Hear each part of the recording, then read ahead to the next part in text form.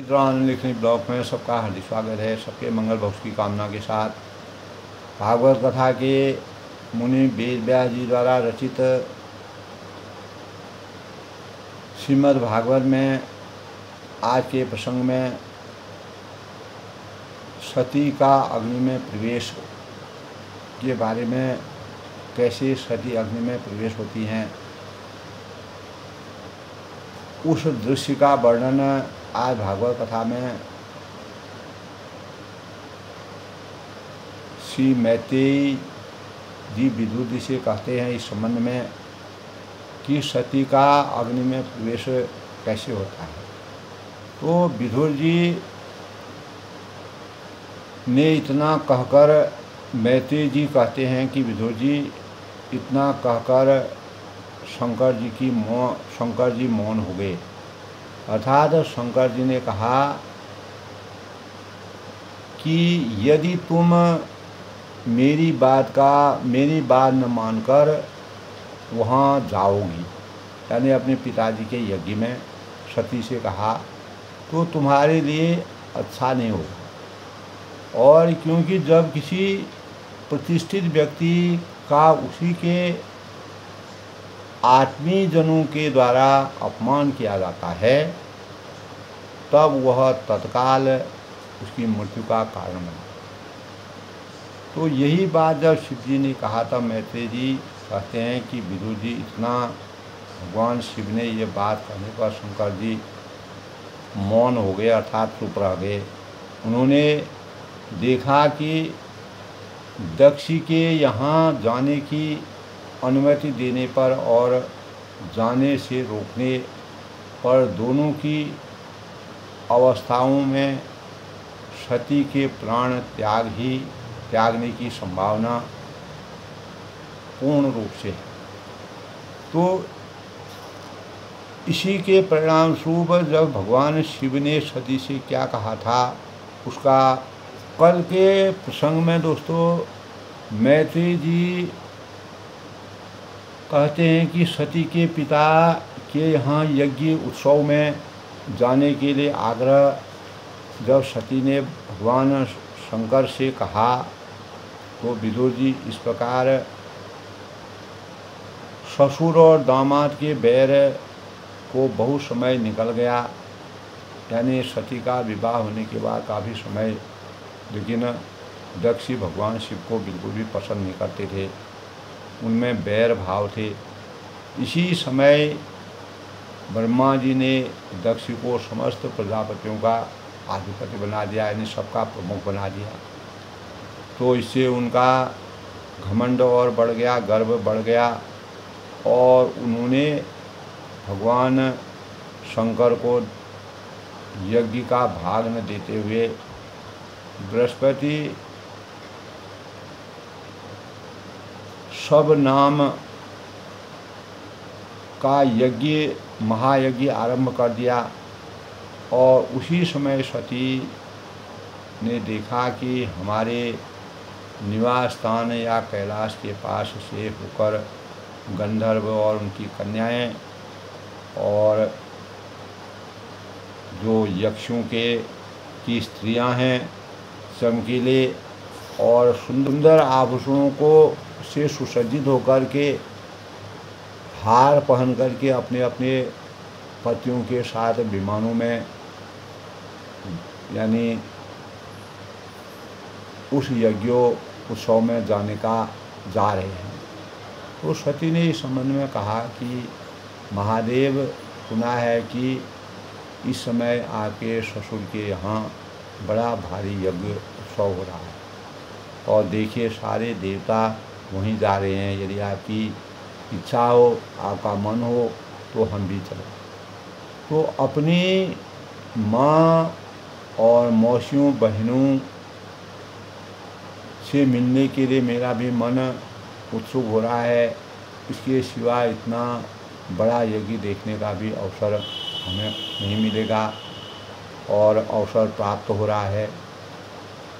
तब उन्होंने कहा कि देखिए महादेव, ये देवंगनाएं जो हैं, जैसी राज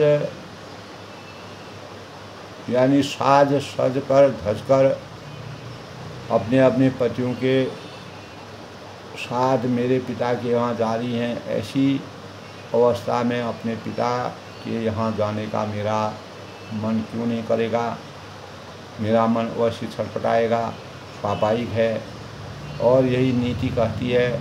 लेकिन पति, गुरु और माता पिता के यहाँ तो बिना बुलाए भी जाया जा सकता है, अगर हमको हम भी बुलाया है।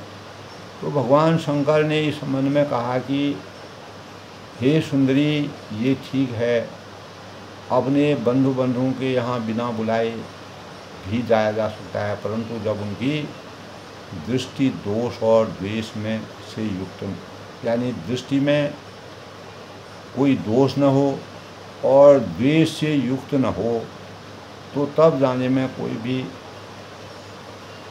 गलती नहीं है, तब निसंदेह जाना चाहिए। विद्या, तप, धन और सुदृढ़ शरीर, युवावस्था और उच्च कुल, ये 6 सत्पुरुषों के लक्षण होते हैं।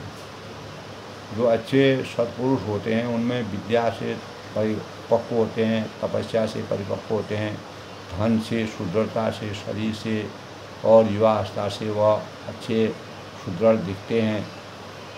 तो सत्पुरुषों के लक्षण ऐसे कहलाते हैं। परंतु नीच पुरुषों के ये अवगुण बन जाते हैं, परंतु दृष्टि दोषयुक्त हो जाती है और ये महापुरुषों के प्रभाव को नहीं देख पाते हैं। इसीलिए भगवान शिव को देवों का देव कहा गया।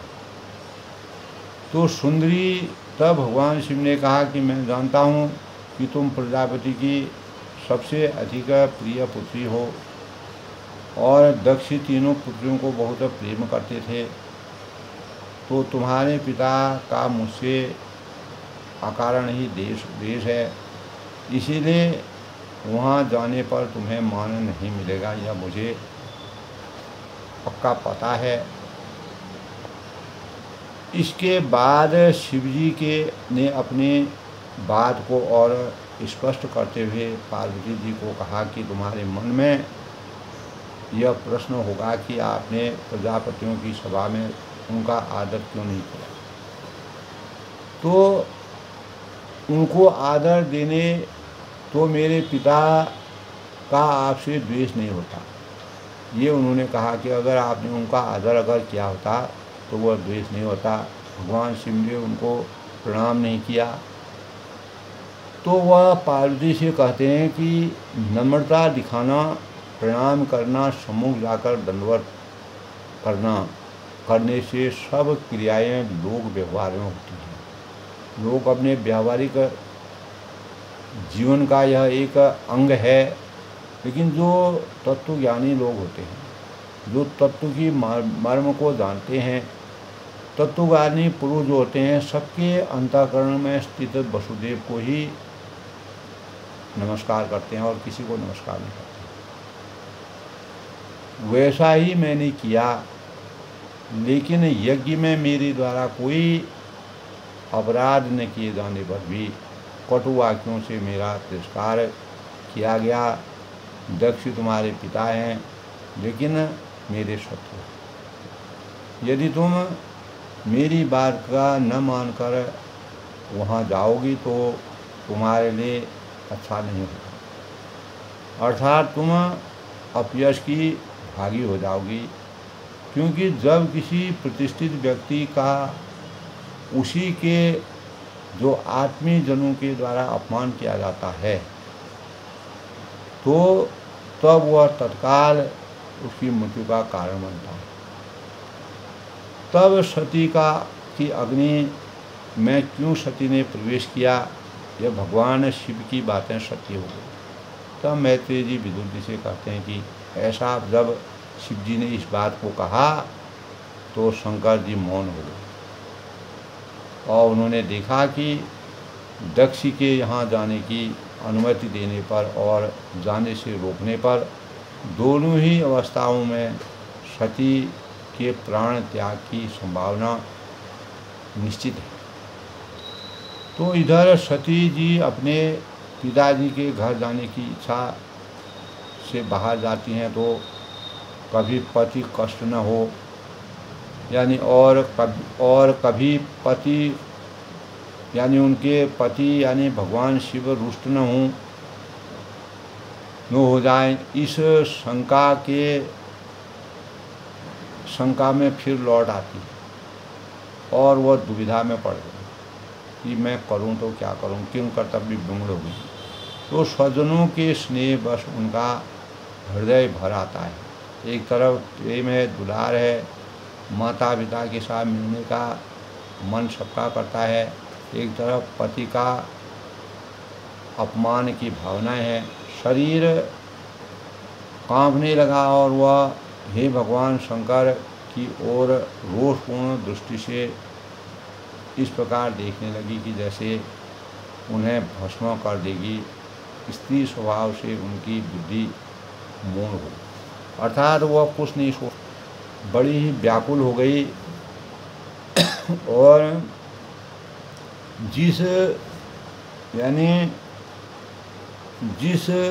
जिन भगवान शंकर के प्रति बस उन्हें अपना आधा अंग तक दे दिया भगवान शिव ने, ऐसे पति को छोड़कर माता पिता के घर की ओर चल दी।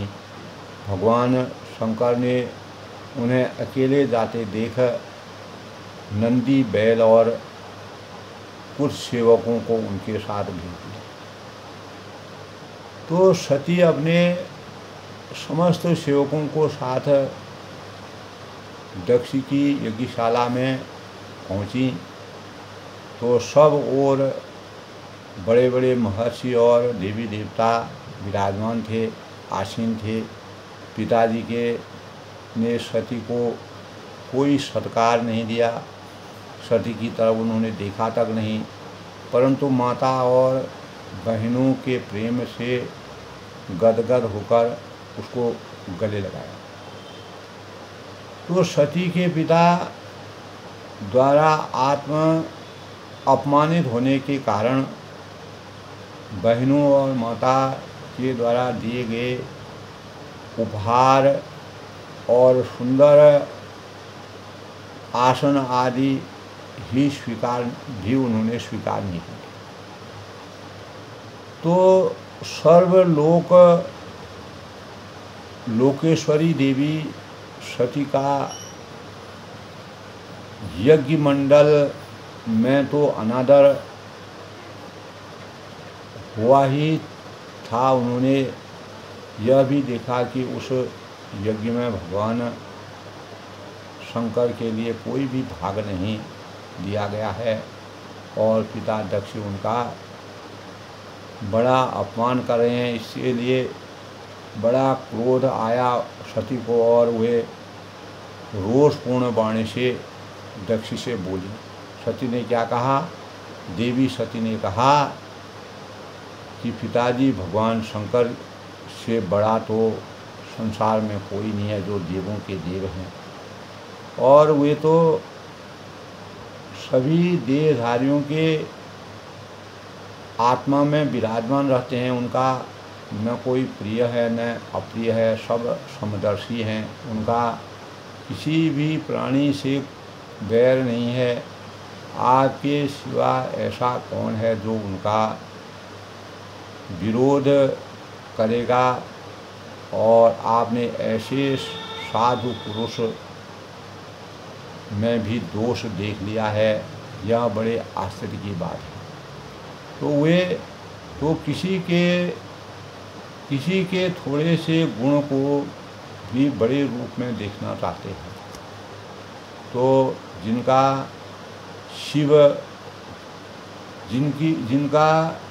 शिव यह दो अक्षरों का नाम एक बार भी मुख से निकल जाने पर मनुष्य के समस्त पापों को तत्काल नष्ट कर देता है, तो अहो उन्हीं पवित्र कीर्ति और मंगल में भगवान शंकर से आप द्वेष करते हैं। अवश्य ही आप अमंगल रूप हैं, और उनके चरण बिंदु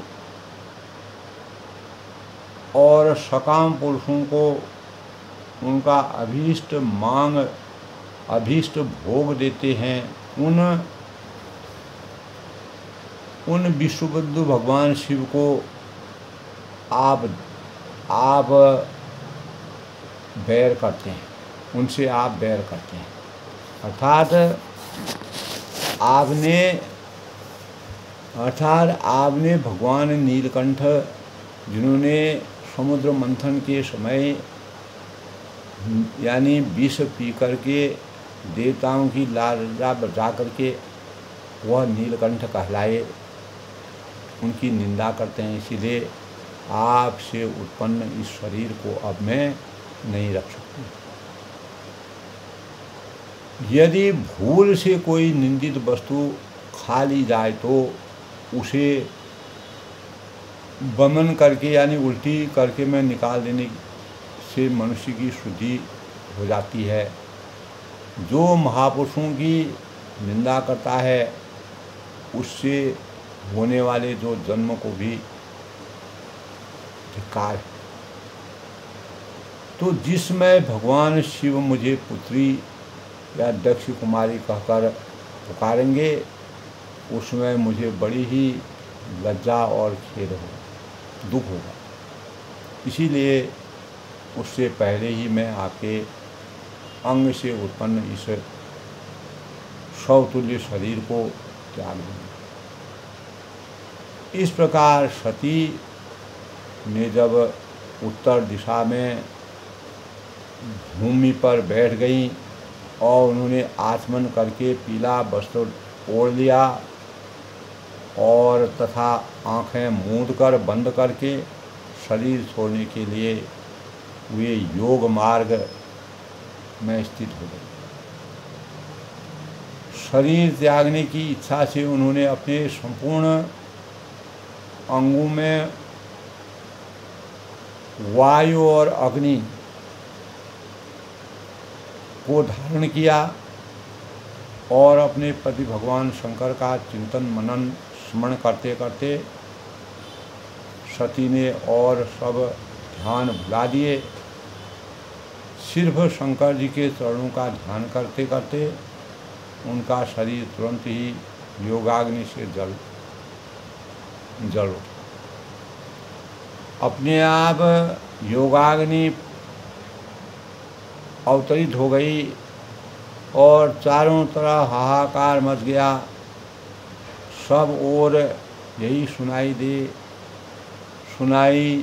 दे कि हो क्या रहा था। हाय दक्ष के दुर्व्यवहार, कटु व्यवहार, अपमानजनक व्यवहार से कुपित होकर, दुखी होकर महादेव की प्रिया ने यानी सती ने, माँ पार्वती ने प्राण त्याग दिए। वास्तव में यह बड़ा ही निर्दयी और निर्लज्ज इंसान है। दक्ष को सभी ने कोसा। सती को प्राण त्यागते देख शिवजी के पार्षद कोष में दक्ष को मारने और दौड़े पर भृगु ने तुरंत हजारों देवता प्रकट कर दिए, जिससे वे इधर उधर भागे। इस प्रकार सती शिव जो है वह सबके साथ समान रूप से व्यवहार करते हैं। उनका किसी से न राग था न द्वेष था, किसी प्रकार का कोई। तो सती ने अपने पिताजी से इन भावों को पूर्ण रूप से कहने पर भी उनका ज्ञान नहीं खुला। अंतोगता सती की अग्नि में सती ने प्रवेश करके पूरे समाज को, देवताओं को और सभी को और ख़ास तौर से दक्ष को भगवान शिव के योग अग्नि के प्रभाव का दर्शन करा करके साक्षात रूप में वह अग्नि में प्रवेश करके दक्ष के यज्ञ को उन्होंने समाप्त कर दिया। यही माता सती की अग्नि परीक्षा का सबसे बड़ा स्वरूप है।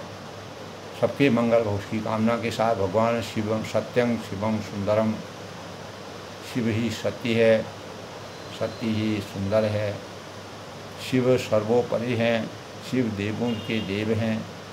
इसीलिए भगवान शिव और पार्वती को देवों का देव कहा जाता है। और दक्ष का जीवन हमेशा के लिए धूमिल हो गया। तो भागवत, श्रीमद् भागवत में मुनि वेद व्यास जी ने माता सती के अग्नि में प्रवेश होने का जो रहस्य का वर्णन किया है वो अद्भुत है, अलौकिक है। और उस समय के परिवेश के अनुसार साक्षात योगाग्नि का क्या प्रभाव होता है उसका दर्शन आज भी हमको मिलता है। सबके मंगल भविष्य की कामना के साथ कल किसी नए विषय से, तब तक के लिए सबका अभिनंदन, सबका स्वागत।